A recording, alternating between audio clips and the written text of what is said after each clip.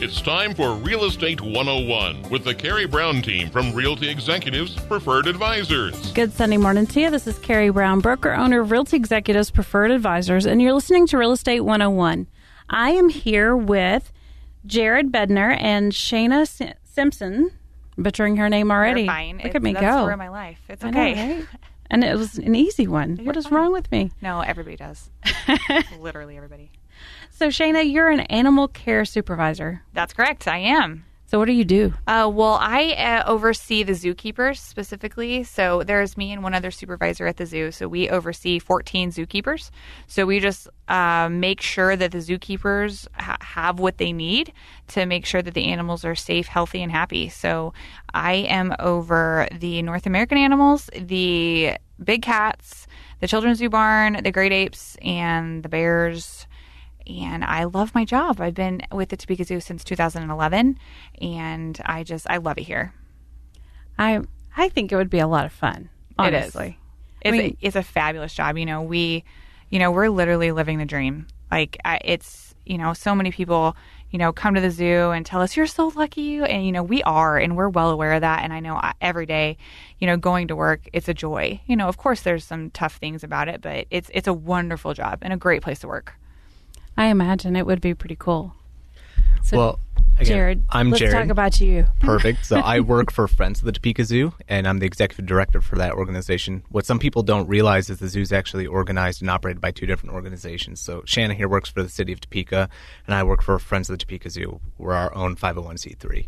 And both organizations have different focuses. Obviously, Shanna just talked about her work with the animals. Well, you can kind of view a lot of our work as being with the people a little bit more so, doing fundraising and special events and different things. So I guess to kind of follow a similar format, I started at the zoo in 2014 as an intern, actually.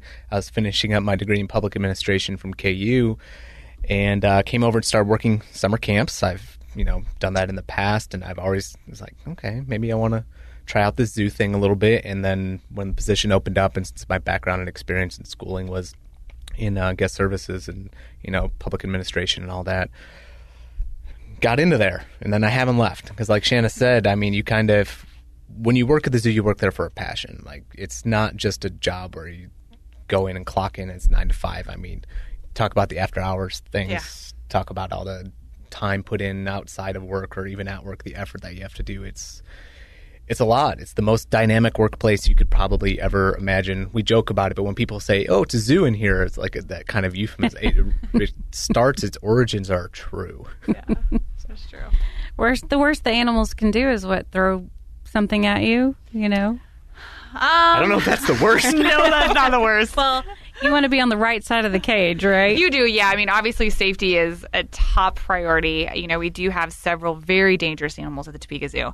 We have lions and tigers, and we have elephants, hippo, orangutans, giraffe, bears. So all of those animals can kill you in an instant. So safety is a top priority along with their care and their husbandry and just making sure that they have the best life possible. And then tying all into that to educating the public about, wildlife and conservation. So, but yeah, I would say number one priority is safety for sure. Do they get familiar with you though? Do they ever let you get close to them? Or do you even try? Well, you do develop a bond with animal, absolutely. We each have our own individual relationship with animals we work with, for sure. However, I have a really good relationship with our orangutans, with our lions. But if there ever is an opportunity for them to, the lions specifically, eat me, I have no doubt that they would. Yeah. So I work with them through a barrier, and we have a wonderful relationship, and that's just the way it's going to be. I never lose the fact that they are dangerous. So one thing that's kind of neat, and Shanna and I, neither of us are from Kansas. No. And in fact, a lot of the people, we do have a lot that are from here in Topeka, but many of us are from outside around the country. So as an outsider, I grew up in the nearest zoo. For me, it was about an hour and a half, maybe 2 hours. We are really lucky in this community to have the zoo that we have. Like just the size population that we have and the type of exhibits. Like we'll talk a little bit We'll talk a little bit later about Camp Cowabunga, that type of world-class exhibit we're bringing in. You can talk about our history and what we do here, the animal care programs that Shanna and the rest of the staff participate in, the everything that we have. We really, truly do push the boundaries of what can you accomplish with the size team that you have in the community that we have. Yeah, absolutely. I can't echo that enough. I mean, just having a zoo in your community just it contributes so much to the lifestyle of a community. I mean, how many people have come to the zoo every year? It's like 100,000? No, it's actually 200,000. Oh, snap. Hello. See, I'm behind the scenes. I only see half those people, apparently. So, I mean, that many people, are going outside. They're learning about their environment. They're learning about animals. And it's so impactful, and it's just so important for a community to know what's outside, and to get these children educated on what they can do to help the environment and these animal habitats. And so, yeah, the fact that Topeka has a zoo, especially the caliber of zoo that we are, is insanely awesome. It is really great. Totally agree. When I was growing up, the nearest one from us was at least an hour and 20. So yeah, I'm not from here either. We're all transplants. Look at that. And we chose to make Topeka our home. So that just goes to show that it's a pretty cool place to live. Agreed. You could always move to Podunk somewhere else, because that's where I'm from. So, okay, so let's talk about Camp Out with the Kids. Camp Out with the Kids is a event that we've been doing for, like 7 years. I think this is our 6th or 7th. Is it 8th? I started in 2011, and we did it that year. So, yeah, so 7-ish years. And it is one of our biggest events. We love this event. It is an event where families can come out to the zoo, and you literally pitch a tent and you camp out at the zoo. We have fishing in our pond. We have a movie that we show. We have behind the scenes tours of animal areas. Guests get to make, special enrichment items for our animals that they get to hide in the animals exhibits the next morning. We do food galore. Holy moly, the food is incredible. We do s'mores. We roast marshmallows. There's a flashlight tour. This year we have a telescope coming, and we're going to be looking at the stars. And it is such a fabulous event and family friendly, safe camping environment. So it is coming up on June 23rd, and it is overnight from June 23rd to the 24th. So it's this coming weekend, and people can go online to see more about it. They can go on our Facebook page, to see more about that event. But it is, especially for the price, it is an incredible event. Incredible. So price is $40 per person, and that includes all the food, that includes all the overnight stuff, all the tours. It includes everything. So, what I like to tell people is, if you're going to go to a hotel and stay overnight, or if you're going to go somewhere overnight and you're going to go out to dinner, you're going to go to the movies, you're going to do all that, you're going to end up spending twice as much than you are at Camp Out with the Kids. So it is an amazing event that is super affordable, and you get to sleep at the zoo. You literally hear the lions roaring and the bears, and it is such a cool experience. I bet that would be pretty neat. What's the age limit? There is none. In fact, that pricing 2 and under are always free when you're at the zoo, so it doesn't include the price for that. But children's, adults, just $40. A great, wonderful evening, like she said. And you said sleep. Do you actually sleep at all? That's questionable. I know the staff doesn't sleep. We don't sleep. Oh, wow. And, the people do go to bed pretty late, but we do see people turn in their tents. And so, yeah, it's pretty quiet, because we do a 10 o'clock pizza.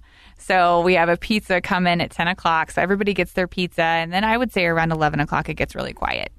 And I just this used to be an event on Father's Day weekend. This year it is the week after, so it's a little bit different for us, but it's still awesome. And we changed our name this year again to Camp Out with Kids, just to let people know, hey, it isn't just adults and dads that are coming out. It's whole families that come out for this event. Yeah.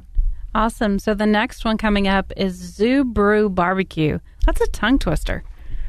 That is. I've been calling it Brewbecue for short, but Shelby would not like that. So Zoo Brew Barbecue. It's going to be on July 13th. And how this started was we've had excellent feedback this year from our special events for adults. So Camp Out with Kids for the entire family. But maybe you want to leave the kids at home when you come to the zoo once in a while. So we sold out for a Roar and Pour Wine Fest, which was in April, and we sold out for Brew at the Zoo, which was just a couple of weeks ago here, a beer tasting event. So like, well, clearly there's a need. Mom wants to get out of the house. Dad wants to get out of the house, leave the kids at home. So Zoo Brew Barbecue is our solution for that. It's really low key. What we're doing is a barbecue. Obviously, it's in the name. So we'll do some pork, smoked pork and hamburgers and hot dogs. You can bring your lawn chair out, like literally bring out your lawn chair. We'll relax. We've got yard games all over the place, table games, different activities, music. But this is a much smaller event than our other ones. Like Brew at the Zoo, we had over 1,500 people purchase tickets for it.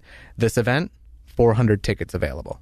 So we're really trying to keep it a lot smaller. Tickets are just $40. That includes, a few beverages that evening, unlimited summer brew, which I'm not familiar with, but I hear is tasty. Do you know what summer brew is? I do not. Okay. I guess it's a concoction mixed with lemonade, beer, and another mixed drink. I'm a wine girl. Well, that sounds interesting, though. It's interesting. Candy? It's very summery. So we've got a lot of those things to keep people happy. And of course, the zoo will be open, so you can walk around and enjoy the zoo that evening, participate in the games and activities. It's just from 6 o'clock to 9 o'clock, so it's perfect. Like, hey, I'm done. It's been a long week. Friday night, let's just go on out. You don't have to worry about keeping a babysitter for too long, too late that night. Really relaxed evening. Again, just 400 tickets, though. That sounds that's a lot of fun. There you go. Camp Cowabunga. What is that? What is that? Oh no, who should do this one? don't know. It says on here Jared's going to share. Get it, Jared. So, So, Camp Cowabunga, are you familiar at all? no. Okay. This is a project that really started, I would say, decades ago, really.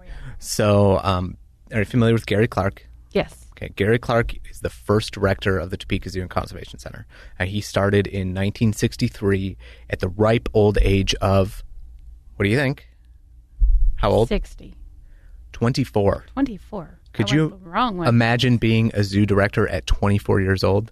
No. Yeah, that's because Gary is a really special guy, really ambitious, really was pushing the boundaries when it came to exhibit design, animal welfare, animal well-being, interactivity for guests. He started Zoo School here in the 70s, and that was a big program. And you'll see it in some of the design of the exhibits that are really benchmarks for our smaller zoo, like the Gorilla Tunnel that now is our Sun Bear Tunnel. When you look at things like the rainforest, the tropical rainforest, the first of its kind, west of the Mississippi, first tropical rainforest in the United States. So Gary, as the first director, really was pushing the boundaries. He was the first president of the Association of Zoos and Aquariums when they refounded in 1971.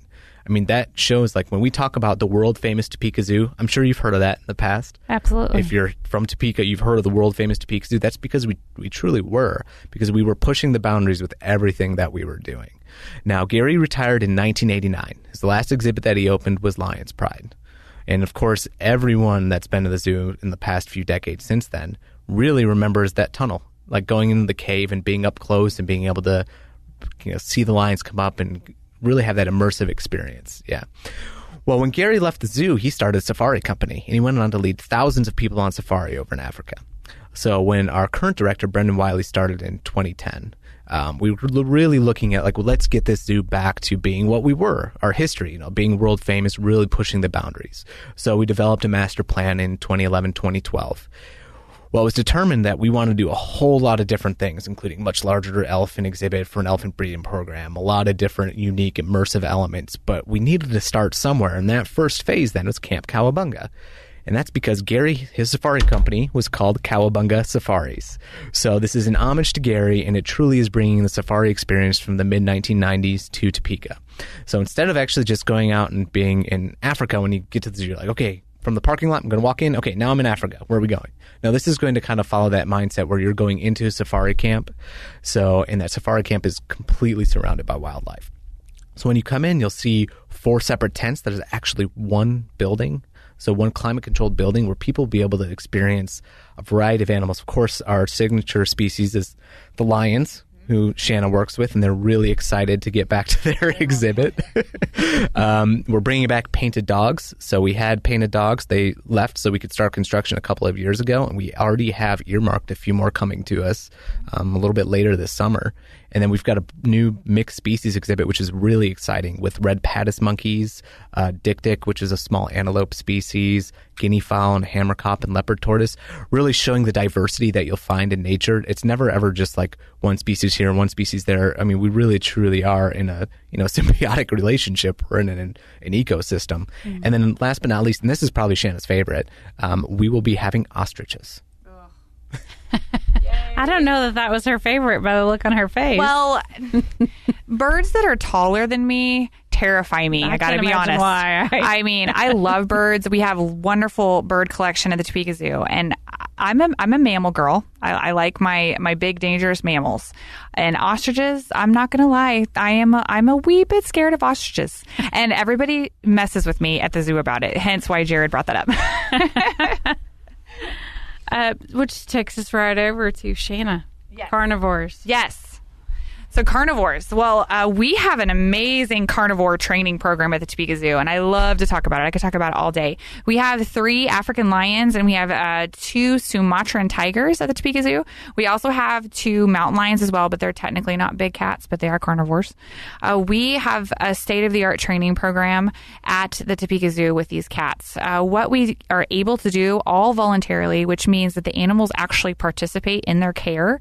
We are able to draw blood from them. We are able to get their blood pressure. We're able to get cardiac ultrasounds on them. We're able to get heart rate on them. And so we are literally doing groundbreaking training at the Topeka Zoo. We are participating in breeding programs with our lions and our tigers. And we have a male and a female Sumatran tiger that have breeding recommendations from the Association of Zoos and Aquariums because they're so genetically viable for the population. And we are in the process of putting them together and hopefully going to be having tiger cubs within the year. So stay tuned for that. And then also our African lions, we joke around because they were moved to a back area during the construction for Camp Cowabunga. And as soon as they got up to their new home, they decided to exhibit breeding behaviors with one another.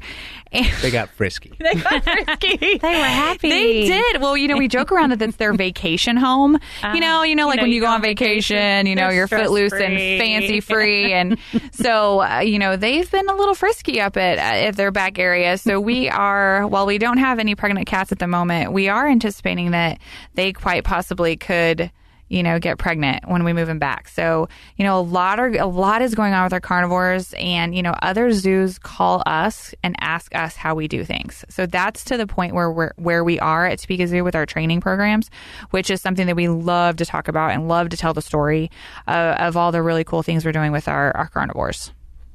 So did they feel like they had some privacy maybe? I don't know what it is. It's the weirdest thing, and I can't tell you. I swear I have no idea. No clue. The seals were just in. How was that? Oh, my goodness. We had sea lions for 3 weeks, and it was spectacular. Attendance-wise, we had a lot of people come through. We're up 60% compared to where we were last year, which is obviously spectacular because that means that more people are coming out, more people are learning. So when you think sea lions, do you think Kansas? No, not at all. Mm-mm. But would I tell you that sometimes we can consider ourselves an ocean state? How? Okay, well, where does your drain lead to? Somewhere.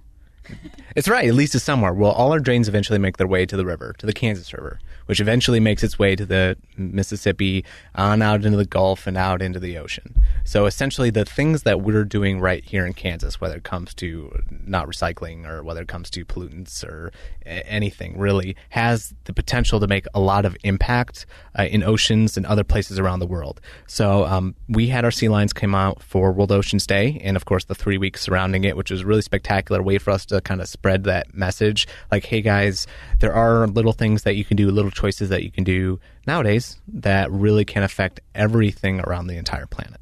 So, and of course, Shanna really loves sea lions. Why is that? Where'd you start? What's your background? Well, I started my career working with marine mammals out in Florida. So the very first animal that I started working with was sea lions. So they hold a very special place in my heart. So, our director, Brendan, was coming to me with a lot of questions. We were, because he worked with sea lions too. It was one of the first animals that he worked with when he started his zoo career. So Brendan and I both were very excited for this opportunity. And, people in Topeka to get to see this species, they are so charismatic and funny and active and just so cute. And, and like Jared said, it really ties in how important, caring for our waters and our environment is, even to sea animals. So it was a really cool thing that we did. And, like Jared says, thousands of people came out, and they got to see the zoo and hear our message and, and just see what wonderful things we're doing at the Topeka Zoo, that there's always something new going on. And it was a really cool opportunity for the citizens of Topeka, and for the staff. So we loved it. I've seen that show about 15 times, I think. So it was awesome. Just driving by, it was always busy. It was every single show was packed. So it was awesome. So rumor has it the giraffe population is growing. That's correct. We are so excited because 2 of our giraffes, we found out, 6 months ago for sure, that they were pregnant, and Hope is going to be 8 this July. So here in a month, she's going to be 8 years old, and Abby's about 5 years old. And so we knew we were going to be breeding, and, Sergeant Pepper's our male. He did the job. Yeah, isn't that fun? So we call him Sarge. And so he's going to be, he's obviously the daddy. And so, yeah, our giraffe population is growing, which is very exciting for Topeka. Topeka Zoo was the first zoo in Kansas to have a successful giraffe calf. And so we've been, doing giraffes for a while. And we're really excited for this opportunity to grow our giraffe population and to really contribute to the population here in zoos. And one thing, we're talking about all the births, which is really exciting, of course. We just talked about potential with the carnivores. We talked about the giraffes. But one thing that I know is very important to you, Shanna, is our geriatric care program. Because when we have these animals, and there are wards, we're responsible for them, obviously, for the entirety of their life cycle. And what that means is not only do we have the fun, exciting things like the births coming in, but we deal with the realities of everything that we as people deal with through the entirety of your life. Yeah, that's right. Typically, every species lives about twice as long in zoos and aquariums than they do in the wild. So, we are dealing with the aging process with animals, just like people deal with, and so geriatric care at the Topeka Zoo has become something that we are getting very good at. All 3 of our elephants are well over the median life expectancy for an elephant. The median life expectancy for an Asian elephant in zoos is about 48, and ours is 60 and 58 years old. Wow. So we are, almost 2 decades over the life expectancy with our Asians. And then our African, the median life expectancy is about 39, and our Africans 48. So, we have sun bears that are over the median life expectancy. We have several animals that are older, and we love them just as much, and they're just as important. And we do pride ourselves in the geriatric care, animal care that we do give at the Topeka Zoo. So we just like to make sure that people know that, and all the stuff that we are doing. That's why the training is really important. The lions, they're 13 years old, which lions in human care can only live to be about 18 or 19 years old. So, they are knocking on that door of being, I don't want to say elderly, but they're getting up there. So, that's why these blood draws and these blood pressure, we're able to track their health. And so if something comes up, we're going to know about it. So our geriatric care is pretty exciting. And I think we've seen that with the community, that most people around here understand how much work we're putting into it. I always like to bring up Tiffany's story from last year. Obviously, Tiffany was our Western lowland gorilla, and she was so important both to our zoo community, but the entire Topeka community. When she passed, the outcry of support that we received was just phenomenal. And that really reinforced the passion that we invest in the zoo is also that passion that the community has. When people were sharing their stories of them coming out as kids, and then them bringing their own kids, and then bringing their grandkids out. So generations got to experience Tiffany. When you look at what does that mean to conservation? Well, that message and that impact truly is being spread just on the foundational level when you're a young kid all the way throughout, our lives. Yeah, just the amount of people that connected with Tiffany, the gorilla, and it's just amazing. Like you're not going to see a Western lowland gorilla. Like how many people get to go to, the jungles of Africa and see these animals? Like I know I haven't, and I'm sure you guys haven't either. So just to see these animals in the community here where we live, and to be able to, learn about them and connect with them and sit with them and watch them and see them do these natural behaviors just provides this connection with people. And just the outpouring of love that we received about Tiffany, about her, her death, and to the staff was very overwhelming. So anybody that knows me knows that we like to travel a lot. And we were in Berlin a couple of years ago and went to the Berlin Zoo. And it's amazing the difference. You don't know until you've gone somewhere else. And we've been to a lot of them, but that particular one is what makes you appreciate the Topeka Zoo so much more, because the animals themselves look sad. I mean, the zoo looks sad, but the animals just look different. I mean, that and the animals that they have there, I mean, they were like chickens, and they were actually something to look at, and we have those everywhere here. But, it's just as different how well the Topeka Zoo is laid out and how beautiful it is, and, all of those great things. And with that, money is needed. And I understand you guys are working on some fundraising things right now. Yeah, Camp Cowabunga, which we just talked about. It's set to open up the first week of September, projected, unless something happens over the next few weeks. But we still have a significant portion to raise for that, about $480,000. And then we're also about to break ground a little bit later this summer on Kay's Garden and Venue. So if you're familiar with the late Chief Justice Kay McFarland, she was the first female Chief Justice in the state of Kansas, really broke through a lot of those glass ceilings, really is a role model for a lot of people around here. She left a large portion of her estate to provide Topekans another world-class experience, and that is a Japanese-themed garden, 2 acres here at the Topeka Zoo. So we have about $1.25 million to raise for that project to kind of finish up the venue portion of it. But we're really excited because if you imagine, what we already provide the community, what we're going to be doing over the next few years is just spectacular. Absolutely. So do you ever worry that you're going to outgrow the space that you have? No, not at all.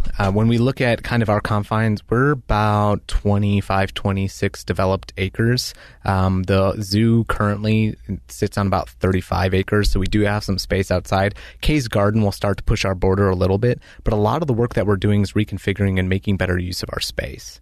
We do have some actual space south of the zoo that is available to us decades from now if we want to. It's available to us now, but we're not going to use it because we know that we're not as efficient with the way that we've designed our exhibits and the way that we've designed our traffic flow. So that's why you're seeing these new developments and really becoming more immersive and kind of winding around and putting people right up there with the animals. And with anything else, as long as you come out and support the zoo, the better it gets, right? Yeah, that's right. I mean, whenever you come to the Topeka Zoo, you're not only supporting us and our endeavors with animal care, but you're also supporting wildlife conservation. We donate a lot of our funds to conservation in the wild, not just in Kansas, but also around the world. We fund a Sumatran ranger out in Sumatra who walks around and finds traps that poachers set for tigers. So we do a lot of conservation work with, some of our funds that we receive donated. And so whenever you support the Topeka Zoo, you're supporting more than just our animal care. You're supporting a lifestyle in Topeka and world conservation. So again, come out and support Brew Zoo. What was it? Come out to our special events. We've got Zoo Brew Barbecue coming up. Right. We've got we've got Camp Out with Kids around the corner, Ella Fun Run, which is put on by our youth council in July.